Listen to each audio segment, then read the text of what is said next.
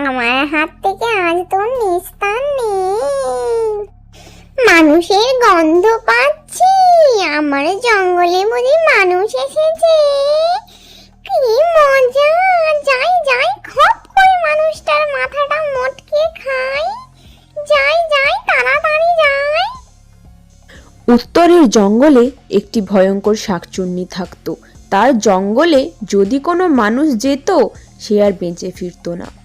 সেই শাকচুন্নি তাকে ধরে ফেলত ও বন্দি করে রাখত। এই তো একটা মানুষ। কেউ কি আমার দিকে নজর রাখছি? না না, হয়তো আমার মনের ভুল। যাই যাই, তাড়াতাড়ি এখান থেকে যাই।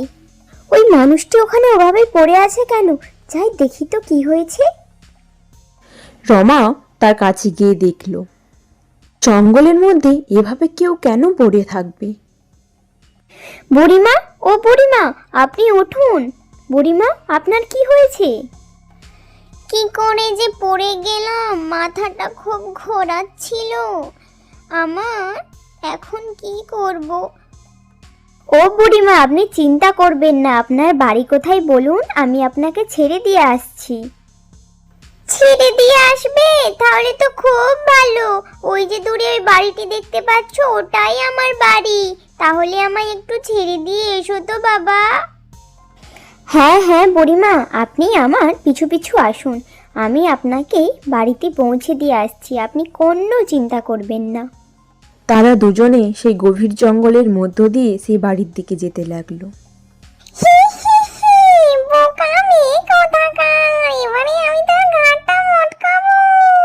ছেড়ে দাও বলছি, আমায় ছেড়ে দাও, বাঁচাও।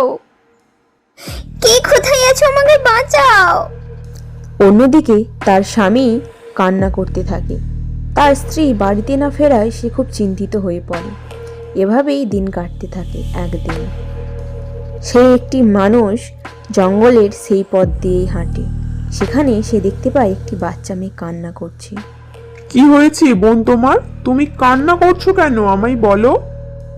আমার মা আমায় রেখে কোথায় যেন চলে গেল। আমি তখন ধরে আমার মায়ের অপেক্ষা করছি। ওই যে ওই বাড়িটা আমার, আমায় একটু ওখানে পৌঁছে দেবে?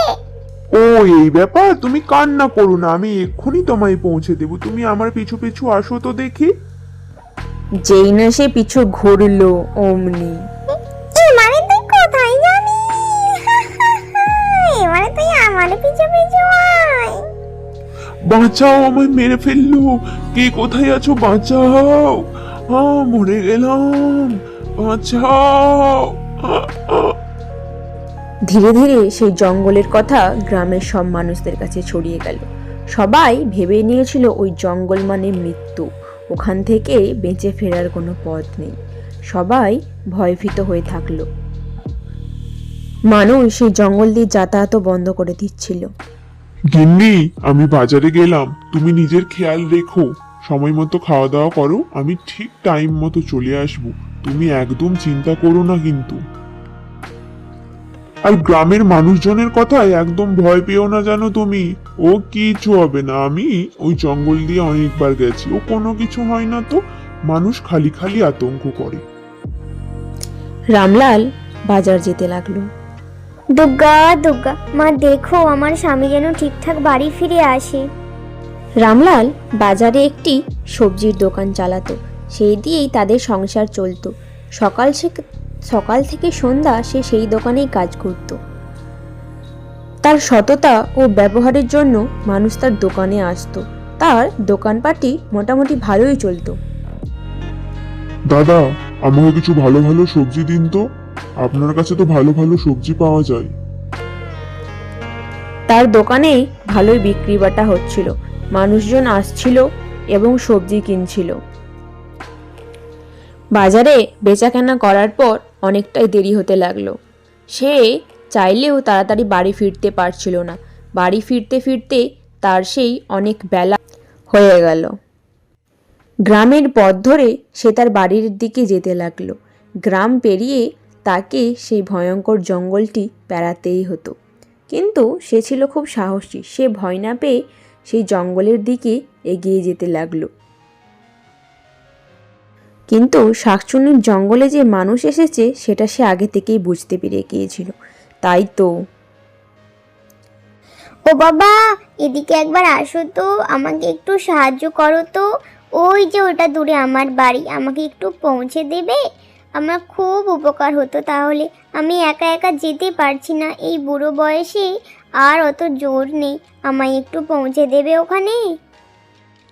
হ্যাঁ বুড়িমা, পৌঁছে দেব। এই ব্যাপার, আপনি আমার পিছু পিছু আসুন তো, আপনাকে আমি পৌঁছে দিই। এই বুড়ো বয়সে আপনি একা একা আসেন কেন? কেউ বাড়ির সাথে করে নিয়ে আসবেন তো। এবারে তোর আমি ঘরটা মটকাবো। তোকে এবারে আমি বাড়ি পেয়েছি। না, মানুষটা এত দেরি তো করে না। নিশ্চয়ই কোনো বিপদ হয়েছে। আমাকে এক্ষুনি ওই জঙ্গলে যেতে হবে। কতবার করে বারণ করলাম যেও না, তো আমি তাড়াতাড়ি বাড়ি ফিরে আসবে, কিন্তু কে কার কথা শোনে। রামলালের স্ত্রী রামলালকে খুঁজতে সেই জঙ্গলের দিকে যেতে লাগলো। সে ছিল অসম্ভব সাহসী ও বুদ্ধিমতী মেয়ে। সে রাস্তায় যেতে যেতে তার দেখা হয় একটি সাধু বাবার সাথে। বাবা, দয়া করে আমাকে সাহায্য করুন। আমার স্বামী খুব বড় বিপদে রয়েছে। আমি বুঝতে পারছি না আমি কি করব। বাবা, দয়া করে আমাকে সাহায্য করো, আমাকে কিছু একটা পথ দেখান। মারে, তোর স্বামীকে এক দুষ্টু শাকচুন্নি লুকিয়ে রেখেছে। ও সব মানুষদেরই ধরে লুকিয়ে রাখে। আমি তোকে বলছি শোন, তুই যদি ওর প্রাণ ভোমরাটা খুঁজে বের করতে পারিস, তাহলেই একমাত্র ওকে জব্দ করা যাবে। কিন্তু খুব সাবধান, এই কাজ করতে হবে খুব সাবধানে। তুই পারবি তো? হ্যাঁ বাবা, আমি পারবো। আমার স্বামীর জন্য আমাকে পারতেই হবে। আমি যাচ্ছি এক্ষুনি ওখানে। এই তো, এটাই মনে হচ্ছে সেই বাড়ি। আমি কি ঠিক জায়গায় এসেছি? কিন্তু কাউকে দেখছি না তো। কেউ কোথায়? তুমি এখানে কি করছো এই জঙ্গলের মধ্যে? আমি তোমাকে কিছু সাহায্য করতে পারি? আমি জানি তুমি আসলে কে। তুমি এই ছদ্মবেশ ধরে আমার চোখে ধুলো দিতে পারবে না। আমি তোমাকে ঠিক চিনে ফেলেছি, শাকচুন্নি। এই মেয়ে, তোর তো দেখছি খুব সাহস। আমায় চিনে ফেলেছিস তো কি হয়েছে? মানে তোকেও ঘাটটা মটকাবো। কি গো, তোমরা এখানে কেমন আছো? তুমি জানো আমি কত খুঁজেছি তোমাকে, কত চিন্তা হচ্ছিল। ওই শাকচুন্নিটা আমাদেরকে এখানে বন্দি করে রেখেছে। ও সব মানুষকেই ধরে এখানে বন্দি করে রাখে। তাদেরকে পাহারা দিত একটি কঙ্কাল। সেই কঙ্কালটি ধীরে ধীরে তাদের দিকে যেতে লাগলো।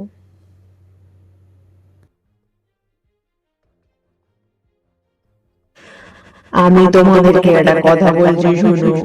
আমিও আগে তোমাদের মতো মানুষ ছিলাম। এই শাকচুন্নি আমাকে এখানে বন্দি করে রেখে রেখে আমার এই দশা।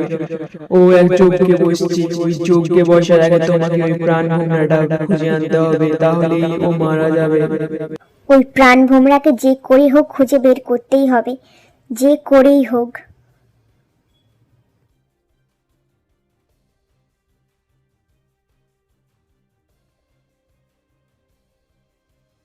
রামলালের স্ত্রী সেই প্রাণভোমরাকে খোঁজার জন্য এদিক ওদিক দৌড়াতে লাগলো এবং সে বুঝতে পারছিল না প্রাণভোমরাটা ঠিক কোন দিকে আছে। তারপর অবশেষে সে সেখানে পৌঁছালো।